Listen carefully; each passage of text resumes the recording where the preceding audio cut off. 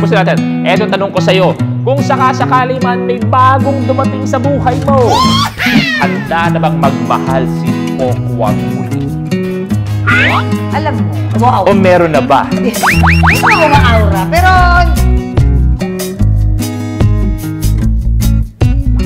Natutuwa ang netizens sa pagbabago sa nangyayari sa buhay ng comedian-actress na si Pokwang.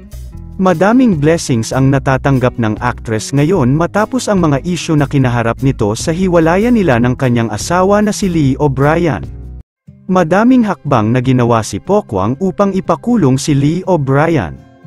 Sinabi ni Pokwang noon na never niyang naramdaman na minahal siya ni Lee noong sila pa noon. Kung matatandaan, nag-file si Pokwang na deportation case laban kay Lee upang paalisin na ito sa Pilipinas dahil wala na rin naman daw siyang karapatan na magstay dito dahil hiwalay na sila ni Pokwang. Durog na durog ang puso ni Pokwang noon nang naghiwalay sila ng asawa. Ang issue dito ay never raw nagbigay ng sustento si Lee sa anak nito na si Melia.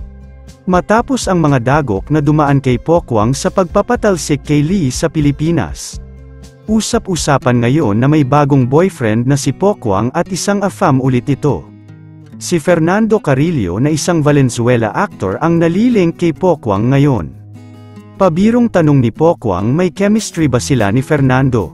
Inilarawan ni Pokwang na mabait na tao si Fernando at may upcoming collaboration teleserye pa nga sila nito na ipapalabas sa Kapuso Network. Actor and model si Fernando na crush talaga ng netizens dahil sa magandang katawan nito kahit may edad na ang aktor.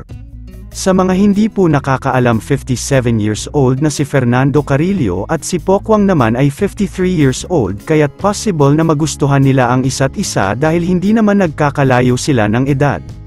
Tanong ng netizens ito na ba ang bagong nagpapatibok sa puso ni Pokwang ngayon. Bagamat sinabi ni Pokwang na may upcoming collaboration lang sila ni Fernando at hindi nito kinumpirma na jowa na ba niya ang aktor. Ano sa tingin mo, bagay ba si Pokwang at Fernando Carrillo? Sana raw ay matagpuan na ni Pokwang ang magpapatibok sa kanyang puso at makakasama niya habang buhay. Yun lamang po. Ano ang masasabi mo sa balitang ito? Comment mo sa ibaba. Huwag kakalimutan i-like ang video na ito. Maraming salamat po sa panunood.